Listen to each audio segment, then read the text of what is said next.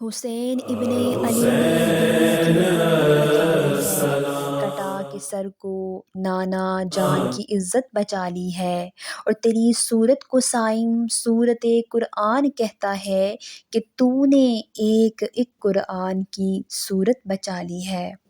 حمد و ثنا کے بعد آج ذکر امام علی مقام علیہ السلام ہوگا، اور آج کی اس ویڈیو میں امام علی مقام کی اوصاف حمیدہ اور واقعہ کربلا کی ابتدائی حالات بیان کی جائیں گے۔ تو سامعین کرام، حسنین کریمین علیہم السلام کی شہادت نبی کریم صلی اللہ تعالیٰ علیہ وسلم کی شہادت ہے۔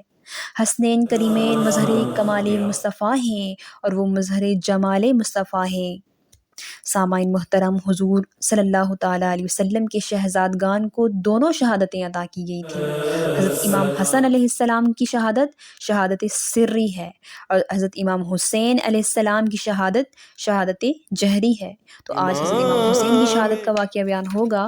کہ اللہ تعالیٰ ارشاد فرماتا ہے، سورہ بقرہ آیت 154 ترجمہ، اور جو اللہ کی راہ میں شہید ہو جائے انہیں مردہ مت کہو بلکہ وہ زندہ ہیں لیکن تمہیں شعور نہیں۔ حضور علیہ السلام کی امت میں بہت سے شہداء ہوئے، اللہ تعالیٰ نے اس کمال سے اور بہت سے لوگوں کو سرفراز فرمایا تھا، چنانچہ حضرت ابوبکر صدیق رضی اللہ تعالیٰ عنہ کو بھی رتبہ شہادت عطا ہوا،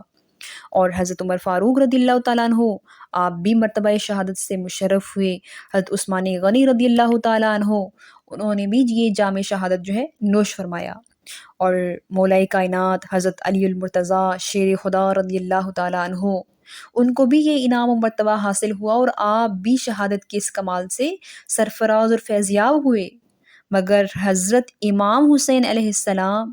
آپ کی شہادت ان سب سے ممتاز ہے۔ اس شہادت میں کچھ اس قسم کے واقعات ہیں کہ اولین اور آخرین میں اس کی مثال نہیں ملی۔ جیسے کہ یزید جب تخت نشین ہوا تو تخت پر بیٹھتے ہی اس پر گناہوں کا ایسا اثر چھا گیا کہ غرور و تکبر کا پتلا بن گیا۔ اس نے ایسے اقدامات شروع کر دیے کہ جو شریعت کے سراسر خلاف تھی، کیونکہ حکومت اور اقتدار کا نشہ بعض اوقات آدمی کو افراط و تفرید کا شکار کر دیتا ہے۔ تو پہلے تو یزید چھپ چھپ کر فسق و فجور کرتا تھا، مگر اب اس کو پوچھنے والا کوئی نہیں تھا، اس لیے وہ جانتا تھا کہ جس قسم کے میرے حالات ہیں، ان حالات میں مجھے کوئی خلیفہ تسلیم نہیں کرے گا، خصوصاً جو بڑے بڑے لوگ ہیں وہ کبھی میری بیعت نہیں کریں گے، اور ان کا انکار دوسروں کے انکار کا سبب بنے گا، اس لیے بہتر یہ ہے کہ میں ان سے بیعت طلب کروں، اور جب وہ انکار کریں گے تو انہیں قتل کروا دوں تاکہ میری حکومت کے لیے میدان صاف ہو جائے۔ چنانچہ اس نے تخت پر بیٹھتے ہی حضرت امام حسین رضی اللہ تعالیٰ عنہ، حضرت عبداللہ بن زبیر رضی اللہ تعالیٰ عنہ اور حضرت عبداللہ بن عمر رضی اللہ تعالیٰ عنہ سے بیعت طلب کی۔ یہ لوگ بڑے بڑے حضرات تھے، خود بھی بڑے تھے اور بڑوں کی اولاد تھے، اور وہ یزید جیسے جو ایک فاسق انسان ہوتا ہے وہ ایسے انسان کی کیسے بیعت کر سکتے تھے، اور یہی ان کے شایان شان تھا۔ تو حضرت عبداللہ بن عمر اور حضرت عبداللہ بن زبیر وہ تو ہجرت کر کے چلے گئے، اور حضرت امام حسین علیہ السلام نے بیعت سے انکار کر دیا۔ اس لیے آپ بیعت کر لیتے تو جان بچ جاتی، خاندان بچ جاتا، دنیا کا مال آپ کے قدموں میں ڈھیر ہو جاتا، مگر اسلام کا نظام درم برم ہو جاتا، اور قیامت تک ہر فاسق اور فاجر کی بیعت جائز قرار پاتی۔ تو حضرت امام حسین علیہ السلام نے اپنی شہادت سے ثبوت پیش کر دیا کہ حق والوں کی یہی شان ہوتی ہے کہ وہ باطل کے سامنے ڈٹ جاتے ہیں لیکن حق کا دامن نہیں چھوڑتے، سینے میں تیر کھا لیتے ہیں، گردن کٹوا لیتے ہیں لیکن حق گوئی سے باز نہیں آتے۔ تو امام علی مقام علیہ السلام نے اپنے عمل سے اپنے بلند کردار کا ثبوت پیش کیا۔ چنانچہ جس وقت آپ نے یزید کی بیعت سے انکار کر دیا، اپنے سارے عزیزوں کو جمع کر کے فرمایا کہ اے میرے عزیزو، اگر میں مدینہ منورہ میں رہا تو یہ لوگ مجھے یزید کی بیعت کے لیے مجبور کریں گے، اور میں نے بیعت نہیں کرنی، اور اگر بیعت نہ کی تو لا محالہ جنگ ہوگی، اور میں یہ نہیں چاہتا کہ میری وجہ سے مدینہ منورہ میں جنگ ہو، اس لیے میں مدینہ سے ہجرت کرنا چاہتا ہوں۔ آپ کے عزیزوں نے کہا، یا امام جیسے آپ کہیں ہم حکم کی تعمیل کریں گے۔ سامعین محترم، اس لیے آپ نے مدینہ منورہ سے ہجرت کرنے کا فیصلہ فرما لیا۔ اندازہ کیجئے کہ حالات ایسے ہو گئے تھے کہ حضرت امام حسین علیہ السلام کو وہ مدینہ چھوڑنا پڑا جس کے اندر آپ کے نانا جان کا روزہ مبارک تھا۔ اس وقت امام حسین علیہ السلام کی کیا کیفیت ہوگی کہ وہ مدینہ جس کی زیارت کے لیے لوگ دور دور سے آتے ہیں، اور وہی مدینہ آج ان سے چھڑایا جا رہا ہے۔ نبی پاک صلی اللہ تعالی علیہ وسلم کی آنکھوں کے تارے کو مدینہ طیبہ چھوڑنے پر مجبور کیا جا رہا ہے۔ امام حسین علیہ السلام حضور علیہ السلام کے روضہ اقدس پر حاضر ہوئے اور روتے روتے حضور علیہ السلام سے اجازت طلب فرمائی۔ سامعین محترم، حرم کی عزت و حرمت تو بہت زیادہ ہوتی ہے، تو امام عالی مقام علیہ السلام نے یہ خیال فرمایا کہ حرم کی حد میں لڑنا جھگڑنا جدال و قتال چونکہ حرام ہے، تو وہاں نہ کوئی میرے ساتھ لڑے گا اور نہ مجھے پریشان کرے گا، نہ لڑائی ہوگی نہ جھگڑا ہوگا، تو حرم شریف کے حدود کے اندر رہتے ہوئے اللہ تعالیٰ کی عبادت کرتے ہوئے زندگی کے دن پورے کر لوں گا۔ تو سامعین محترم، امام عالی مقام علیہ السلام اس خیال سے مکہ مکرمہ چلے گئے، اور جو ہی آپ مکہ میں پہنچے تو اہل کوفہ کی طرف سے خطوط اور چٹھیاں پہنچنا شروع ہو گئی۔ لگاتار خطوط آ رہے تھے، قاصد آ رہے ہیں، یہاں تک کہ تھوڑے سے عرصے میں حضرت امام عالی مقام علیہ السلام کی خدمت اقدس میں 150 خطوط پہنچ گئے، اور بعض مورخین نے 200 خطوط کا ذکر فرمایا ہے، لیکن 150 چٹھی کا تو بڑے بڑے جو مستند علماء ہیں انہوں نے لکھا ہے۔